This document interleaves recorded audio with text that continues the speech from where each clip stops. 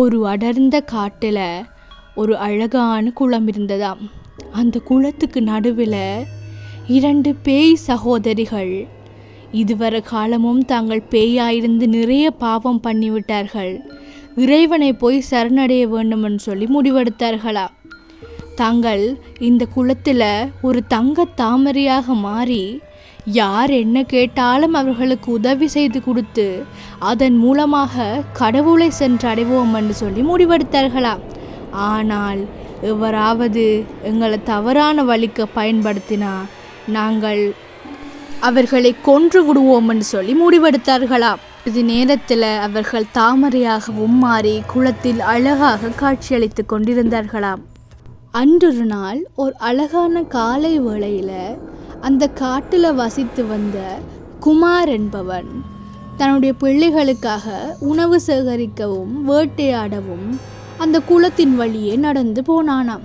குளத்தின் வழியே நடந்து போன அவனுக்கு ஒரு பெரிய ஆச்சரியம் காத்திருந்தது. அதுதான் அந்த தாமரை. அந்த தாமரையை பார்த்தவுடனும் அடடே, இந்த குளத்தில் என்ன தங்கத்தாமரை பூத்துள்ளது என்று சொல்லி ஆர்வ கோளாற்றில் அந்த குளத்தினுள் குதித்து அவன் அந்த தாமரையை பறிப்பதற்காக நீந்தி சென்றானாம். நீந்தி நீந்தி நீந்தி அந்த குளத்திற்குள் சென்று அந்த தாமரையை அவன் பறித்து விட்டானாம். அந்த தாமரையை பார்த்து அவனுக்கு ஒரே அதிர்ச்சியும் ஆச்சரியமுமாம். யாராவது தன்னை பார்க்கிறார்களோ என்று சொல்லி நோட்டம் விட்ட அவன் சந்தோஷத்தில் குளத்துக்குள் நின்று நன்றாக ஆட்டம் போட்டானாம். தான் இனி பணக்காரனாக மாறப்போகின்றேன், தான் இனி சொத்துக்களுக்கு அதிபதியாக போகின்றேன், தன்னுடைய பிள்ளைகளின் கஷ்டமெல்லாம் தான் தீர்க்கப் போகின்றேன் என்ற சந்தோஷத்துடன் அந்த குளத்தில் உள்ள அந்த தங்க தாமரையினை பறித்து கொண்டு அவன் வீடு நோக்கி நடந்து சென்றானாம். ஆனால் அவனுக்கு தெரியவில்லை அவனுக்கு என்ன பிரச்சனைகள் ஏற்பட போகின்றது என்று. கணவன் ஏதாவது கொண்டு வருவார், சமைக்கலாம் என்று சொல்லி பார்த்து கொண்டிருந்த மனைவிக்கு இவர் ஒரு தாமரையுடன் வந்தது கோபத்தை ஏற்படுத்தியது. மனைவி கணவனோட கோவிச்சு கொண்டு நிற்கும்போது மகள் ஓடி வந்து, அப்பா எனக்கு ஃபோன் வேணும்னு கேட்டிருந்தேன்ல, எங்கே எனக்கு ஃபோன் வாங்கிட்டீங்களா, என் ஃபோனை கொடுங்க என்று சொல்லி கேட்டாலாம். அதுக்கு தந்தையோ, இல்லைம்மா நான் ஃபோனே வாங்கலை, இப்போ கொஞ்சம் கஷ்டம் இல்லை, அப்புறமா வாங்கிக்குவோன்னு சொல்ல எனக்கு ஃபோன் தான் வேணும்ன்ட்டு அவர் ஓடினானாம். அதுக்கு தந்தை, நாங்கள் இதை விற்று பணக்காரராக போகிறோம் ஒரு சந்தோஷத்தில் 2 பேரும் வீட்டுக்கு முன்னால் நின்று நல்லா ஆட்டம் போட்டுக்கொண்டு நினச்சினமா. மகள் தூங்கின அப்புறமா கணவனும் மனைவியும் ரொம்ப சந்தோஷமாக இருந்தாங்களாம். தங்களோட கஷ்டமெல்லாம் தீரப்போகுது, இந்த தாமரை இதை விற்று நாங்கள் சந்தோஷமாக இருக்கலாம்னு சொல்லி கதைச்சி கொண்டு வந்தாங்களாம். அதுக்கு மனைவி சொன்னாங்களா, என்னங்க காலமாக எழும்பி பார்க்கும்போது நம்ம வீடே அரண்மனையாக இருந்தால் எப்படி இருக்கும், இந்த தாமரை மந்திர தாமரையாக இருந்தால் எப்படி இருக்கும்னு சொல்லி அவள் சந்தோஷப்பட்டுக்கு இருந்தாளாம். அதுக்கு கணவனும் சரி சரி படுன்னு சொல்லிட்டு எல்லாரும் படுத்து தூங்கினாங்களாம். கொஞ்ச நேரத்தால் அந்த தாமரையிலேருந்து ஒளி 2 வந்துச்சாம். அதுக்கப்புறம் எழுந்திரிச்சு பார்த்தா அந்த வீடு முழுக்க அரண்மனையாக இருக்குமாம். இவங்களுக்கெல்லாம் பயங்கர ஆச்சரியமாக போச்சாம். எப்படி எங்கள் வீடு இப்படி அரண்மனையாக வந்தது, என்னாச்சு? அதுக்கப்புறம் தான் அந்த மனைவிக்கு ஞாபகம் வந்துச்சா, தான் இரவு தூங்க போகிறதுக்கு முன்னோ அந்த தாமரை கிட்ட இந்த வீடு அரண்மனையாக இருக்கணும்னு கேட்டபடியால் தான் இந்த வீடு அரண்மனையாக வந்துட்டு சந்தோஷத்தில் நல்லா ஆட்டம் போட வடிக்கிட்டாங்களாம். நாங்கள் பணக்காராயிட்டோம்னு சொல்லி கொண்டிருக்கும்போது மகள் ஒரு அறைக்கு வந்து பார்த்தா ரொம்ப அழகான அறையாம். அப்படி ஒரு அறையை அவள் இதுக்கு முன்னே பார்த்ததே இல்லையாம். அவளுக்கு ரொம்ப சந்தோஷத்தில் அந்த அறைக்குள்ளே இருந்து ஆட்டம் போட்டுட்டு, ஏ தாமரையே, நீ என்ன கேட்டாலும் தருவியா, எனக்கு ஃபோனுண்டா ரொம்ப ஆசை, எனக்கு ஒரு ஃபோன் தருவியான்னு கேட்ட உடனும் பார்த்தா அவள் கையில் ஃபோன் இருந்துச்சா. அவள் ஆச்சரியத்தில் ஆடவழிக்கிட்டாளாம்.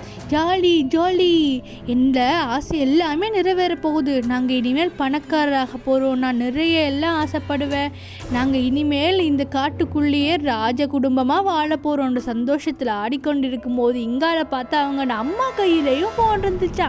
அப்புறம் அவங்க வந்து கிச்சனை பார்க்கும்போது அது ரொம்ப பெரிய கிச்சனாகவும் நிறைய சாப்பாடுகள் எல்லாம் இருந்துச்சா. இதை பார்த்து அம்மாவுக்கு சாப்பாடு ஒரு பக்கம் ஃபோன் ஒரு பக்கம் இவ்வளோ பெரிய கிச்சன் சொல்லி ஆசையை நிறுத்தி கொள்ளாமல் அவள் கேட்டாவான், தாமரையே எனக்கு நிறைய நகை நட்டு வேணுமென்று நிறைய நகையிலும் வந்து குவிய ஆரம்பிச்சதாம். கணவனும் இங்கே ரொம்ப சந்தோஷமாக இருந்தாராம். ரொம்ப நாட்கள் போன அப்புறம் அவர் யோசிச்சாராம், முன்னைய மாதிரி சந்தோஷம் இல்லை, ஒற்றுமையும் இல்லை. மனைவி எப்போ பார்த்தாலும் நகைன்னு தெரிகிறா, மகள் எப்போ பார்த்தாலும் ஃபோன்னு தெரிகிறா.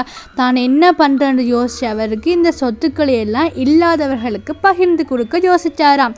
தனக்கு ஒரு கொஞ்சத்தை வச்சுக்கொண்டு மிச்சத்தை எல்லாம் இல்லாதவங்களுக்கு பகிர்ந்து கொடுப்போம்னு சொல்லி மனைவியின் பிள்ளையிடம் சொன்னபோது அவர்களுக்கு அது ரொம்ப கோபத்தை ஏற்படுத்திச்சாம். என்ன, இதையெல்லாம் நீ இல்லாதவங்களுக்கு கொடுக்க போறியா?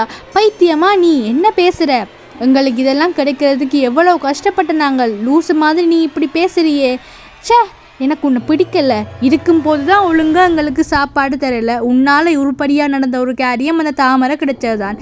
இதை இப்போ கூட பறிக்கணும்னு யோசிக்கிறியே. எனக்கு கோவம் வந்துச்சுன்னா உன்னை கத்தியாலே குத்தி கொன்னுடுவேன்னு சொல்லி பேசினாங்களாம். இதுக்கு கணவனும், என்ன நீ ரொம்ப ஓவராக போகிற, அதெல்லாம் இல்லை, இந்த சொத்துக்களை எல்லாம் பகிர்ந்து கொஞ்சமாக கொடுக்கத்தான் வேணும்.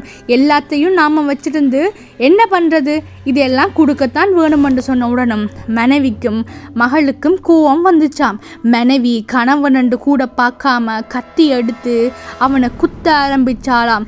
இதை பார்த்து அதிர்ந்து போன மகளும் அம்மா அப்படி செய்கிறாங்களேன்னுட்டு அப்பாவை காப்பாற்ற வரும்போது அவளையும் குத்தி போட்டாவாம். இதை பார்த்து அப்புறம்தான் இவங்க சுயநினைவுக்கு வரும்போது, அந்த பேய் வந்து எங்கண்ட மோட்சத்தையே தடுத்துட்டீங்க, கடவுளை அடையிருந்த எங்களை கெடுத்துட்டீங்கன்னு சொல்லி கோபத்தில் நீங்கள் எல்லாரும் செத்து போயிடுவீங்கன்னு சொல்லிச்சாம்.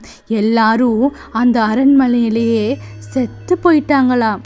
அதுக்கப்புறமா அந்த வழியாக ஒரு சின்ன பொண்ணு வரும்போது இந்த தாமரையை பார்க்குறாளாம்.